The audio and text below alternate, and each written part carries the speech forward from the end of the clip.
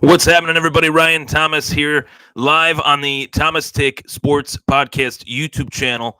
Very excited to hop on here and continue the UFC State of the Division series presented by yours truly on the Thomas Take Sports Podcast. We already got started a couple days ago. We did the UFC Middleweight Division. Now we're moving onward and upward. We're diving into the state of the UFC Light Heavyweight Division, and the UFC Light Heavyweight Division for the last few years now has been a very intriguing division. I would say more than the last few years. I would say last 10 years. UFC Light Heavyweight Division has been a division that I have greatly enjoyed tuning into. And the history of the UFC Light Heavyweight Division dates back, Chuck Liddell, Tito Ortiz, Randy Couture. UFC Light Heavyweight Division was really the division that put the UFC on the map when you consider that the Ultimate Fighting Championship, Ultimate Fighter Series was pretty much Forrest Griffin, Stephan Bonnar. Those two guys were what made the UFC what it is today. Without Forrest Griffin, without Stephan Bonnar, when the light heavyweight portion of that series, of that season, that first season of the Ultimate Fighter, the UFC would not be where it is today. And there's always been that magnifying glass on the UFC light heavyweight division. I think that's what makes that division so entertaining.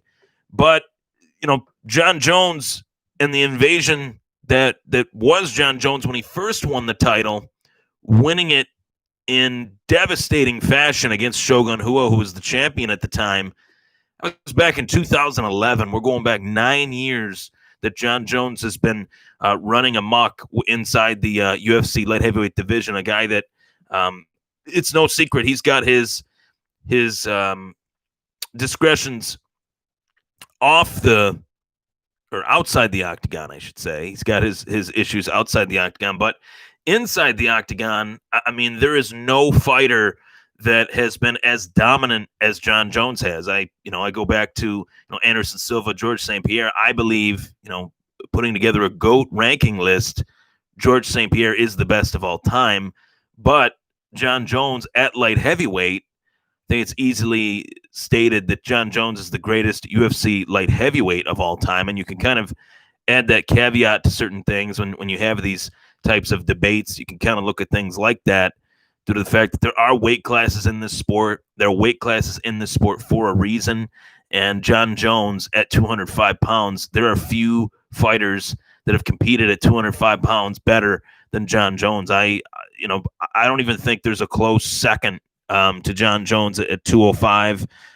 Maybe Daniel Cormier. That would be the first name that pops in my mind. But, from the older era, I don't think, Chuck Liddell or Randy Couture could be put in the same lofty altitude that Jones and Daniel Cormier are in, and that's why that rivalry between Jones and Cormier was so damn special. I mean, one of the best rivalries in UFC history, and for Jones to be on the winning end of both of those fights. The second one was later, turned into a no contest. That really put a stain on that rivalry. No doubt about it. But I very much look forward to seeing this new era of the UFC light heavyweight division, this new dawn of a new era in the UFC light heavyweight division. Not just the fact that you have Jon Jones as the champion, but his last two performances against Thiago Santos and Dominic Reyes. Those are two fights that I thought Jon Jones lost, those two fights. I thought, you could make a case. Maybe I didn't think Jon Jones won those fights, but did he really lose them? I mean, the Santos fight, there was more of a case to be made that he won the Santos fight. I definitely thought, I'm going to go on the record saying this, I definitely thought, and I still hold out the thought process, that Jon Jones lost that fight to Dominic Reyes. I truly believe that he did lose that fight. It was a real close fight, no doubt about it. But I thought personally, Jon Jones came out on the losing end of that bout. And, he got the nod. He got the decision. I go back to even, the first Alexander Gustafsson fight. I thought Gustafsson won that fight as well.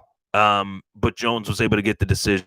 And, it goes back to the whole championship rounds mentality. It's a 5-round fight. You have 5-minute rounds. Jon Jones, for whatever reason, is just able to turn it on within those 4th, 5th rounds, those waning minutes of the 4th and 5th round.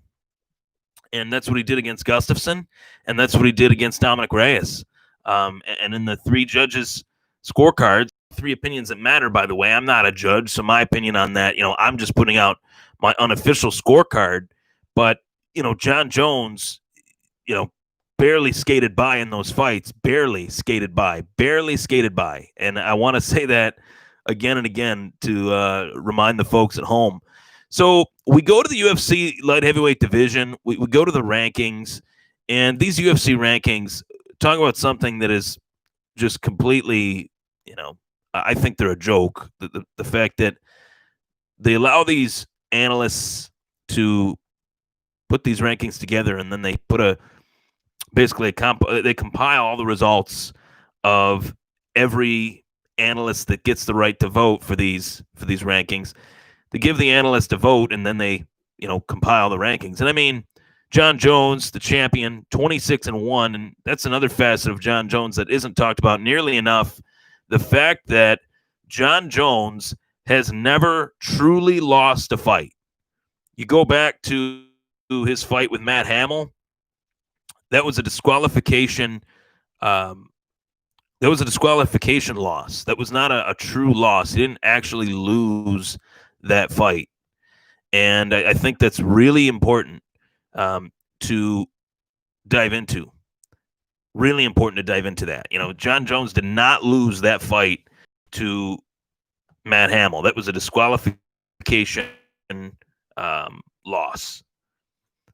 So going into the rankings and looking at the state of the light heavyweight division, I think it depends on a couple factors. Each division depends on its champion, right? Each division depends on its champion. So, Jon Jones has, number 1 pound-for-pound fighter in the world. Right behind him is Khabib at 28-0. Jones, in my opinion, is 26-0. It's not opinion, it's fact, but the record does state otherwise. So Jones atop the pound-for-pound list.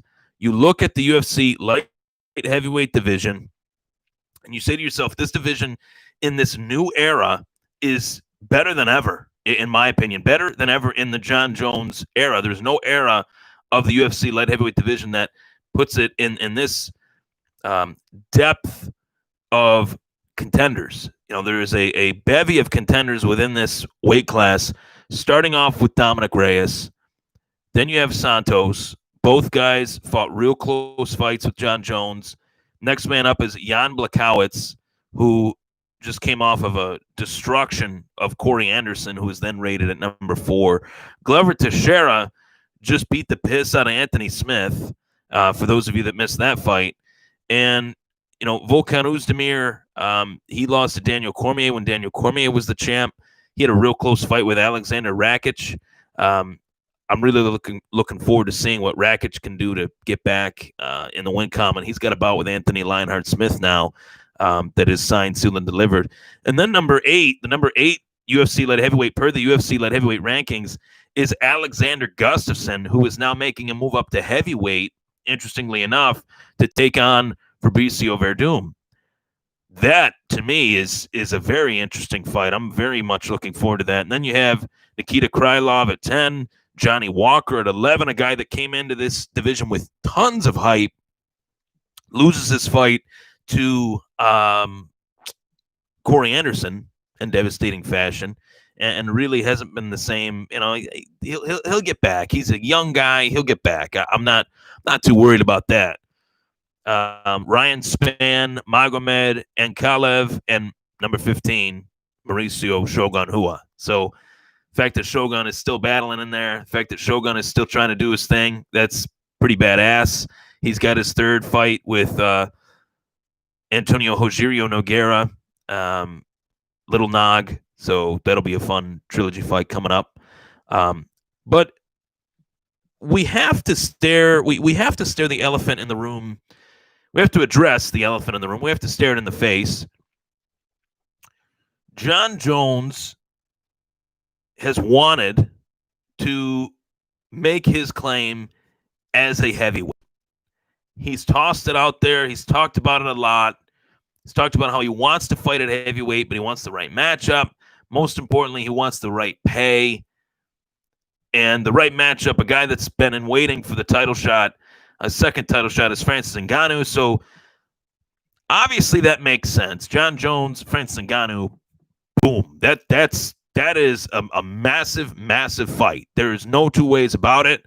Jones, the number one pound for pound fighter on planet Earth. Francis Ngannou, in his own right, one of the most devastating punchers in UFC history. This guy has, in Ngannou, he has a Mike Tyson-esque factor of superstardom.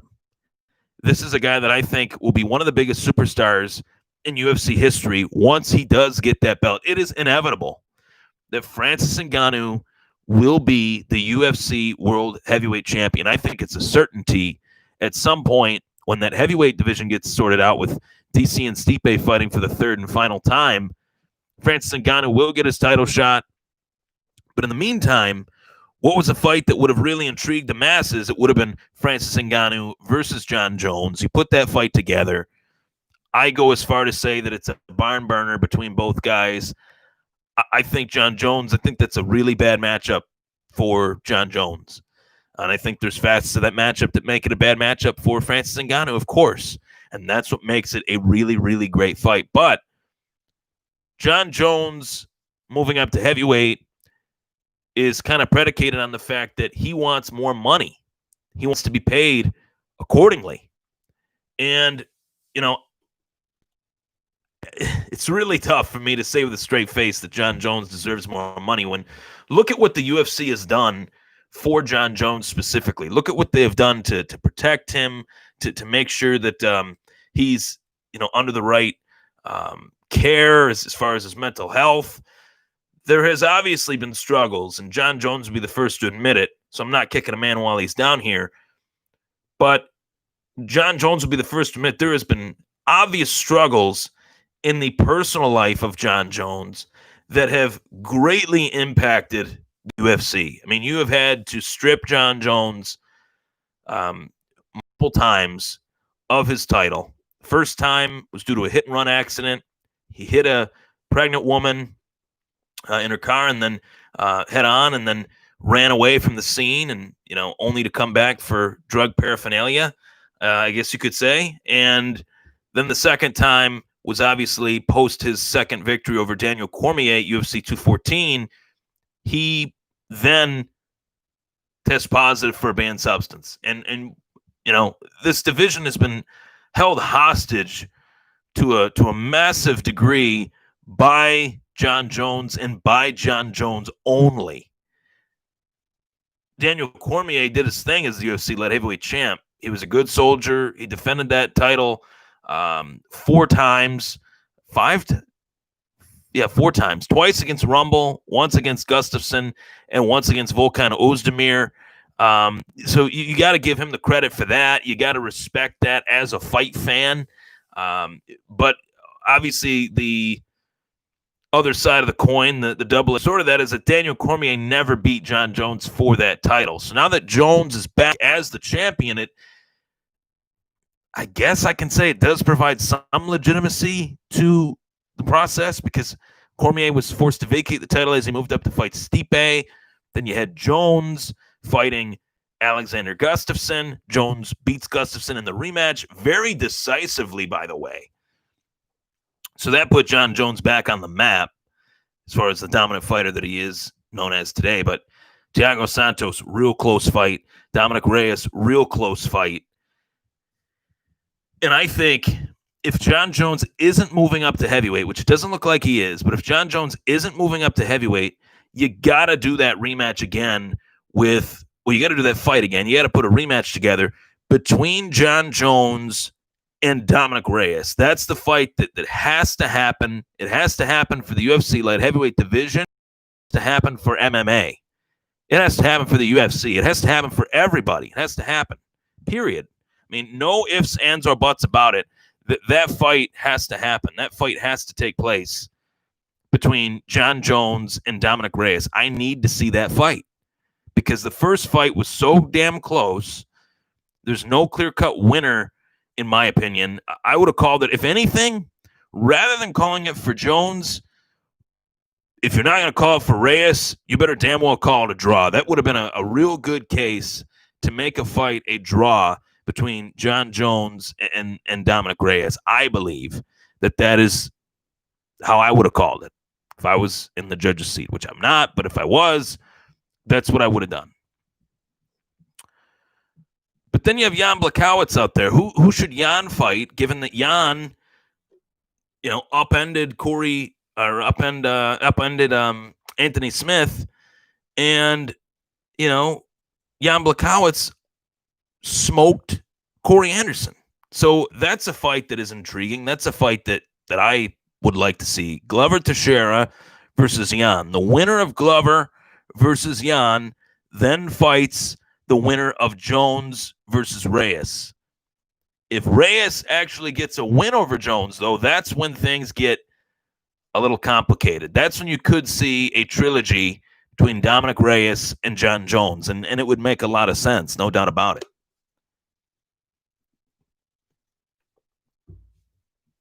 But I look at these fights, and I say to myself, there is a lot to like about the future of the UFC Light Heavyweight Division. You got Dominic Reyes, you got Jan Blachowicz.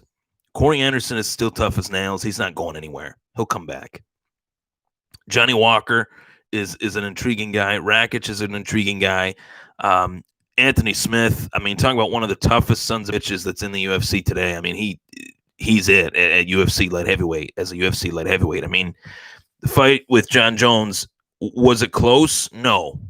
But were there moments where Anthony Smith showed just pure heart, pure determination, and he had that instant with Jones firing that headbutt, could have said, hey, I'm out, I'm done. But instead, he took it on the chin and kept fighting. That was really, he's down. Smith is down. Jones fires that knee to his chin. You can't knee a downed opponent. And Anthony Smith, hey, he had to take the brunt of that. But to say the least, showed the true competitive nature of Anthony Lionheart Smith to not give Jones that disqualification loss. He said, hey, well, we can continue. I'm good. That was truly remarkable. But the future of the light heavyweight division is really bright. And when doing this division overview series, I really enjoy looking at the history of the sport as well. And as you guys can tell from this video, the UFC Light Heavyweight Division is one that I have always loved. Dating back to the days of Randy Couture, Chuck Liddell. Those were champs that paved the way for the UFC to be what it is today. In the Ultimate Fighter season, as Forrest Griffin, UFC Light Heavyweight champ, Rashad Evans from my own backyard, Niagara Falls, born and raised Western New Yorker, Rashad Evans made it to the top of the sport, made it to the top of the UFC Light Heavyweight Division. Lyoto Machida, one of the most elusive strikers in UFC history. Still to this day in MMA history, he's still putting together really solid wins. So Lyoto Machida definitely, as a champ, didn't defend the belt, didn't hold the belt for long. Joe Rogan said, welcome to the Machida era. There wasn't really an era, but you would have thought that there was going to be with the skill set that he has. But these divisions are just so stacked. There's always the next contender, and who better than Shogun? And then Shogun turned into Jon Jones, and the whole Jon Jones fiasco. I'm very hard pressed to say that Jon Jones is the greatest of all time. As far as weight classes, I would be willing to say Jon Jones is the greatest light heavyweight of all time. But I think for a greatest of all time discussion, you have to have that said fighter be a fighter that represents himself well, represents the sport well, represents himself well in the octagon. And Jon Jones doesn't check off all three of those boxes. Only, a select few guys do. And one of those guys that was committed to excellence for 7 years, reigned over the UFC welterweight division for 7 years, is George St Pierre. And, adding the cherry on the sundae, winning the UFC middleweight title, I think is what kind of put George over the top for me. And even, Anderson Silva, I mean, the run that he went on was phenomenal. I mean, dispatching every single contender that they put in his path. The first Chael Sonnen fight was remarkable. The fact that he took the ass whooping that he did for 23 and a half minutes, only to pull off this arm triangle submission out of nowhere, really showed me that that's one of the greats right there. And Jon Jones is one of the greats. I just can't convince myself that he's the greatest of all time. I think to have that distinction, you really have to be somewhat of a beacon of hope for all people. And I don't think Jon Jones is that. I don't think Jon Jones has represented himself or the UFC nearly as well as he could have. And there's nothing that will change my mind on that. So UFC Light Heavyweight Division, Jon Jones, the champ. He's got some hungry title challengers. I think you got to put that Dominic Reyes fight together to sum this up. I think Jones versus Reyes 2 is essential for the UFC Light Heavyweight Division. It's essential for the UFC. It's essential for MMA as a whole for us to see that rematch. We got to see it. What to do with Thiago Santos? Maybe put him up against Jan or Glover. What to do with Jan or Glover? Put them up against one another. I would say I would lean more towards Jan and Glover fighting. Thiago Santos, if he wants to, take on a lower ranked opponent, maybe Volkan Ozdemir. That would be a fight that I would like to see. That would make sense. So playing a little bit of matchmaker here on the Thomas Take Sports Podcast YouTube channel, going over the UFC 205-pound division, the light heavyweight division. Plenty of storylines to stay tuned to. Will Jon Jones move up to heavyweight? Right now, the negotiation is at a standstill. So it looks like he will stay and remain a UFC light heavyweight. And will he continue to defend that belt? That's the biggest question. And who will he fight next? I'm Ryan Thomas. Thanks so much for tuning in to the Thomas Take Sports Podcast on YouTube. You can find me on social media at Ryan Thomas Take. You can find me on Instagram at Ryan Thomas Take as well. Thank you so much for tuning in. Take care, everybody. Stay safe and subscribe to the YouTube channel.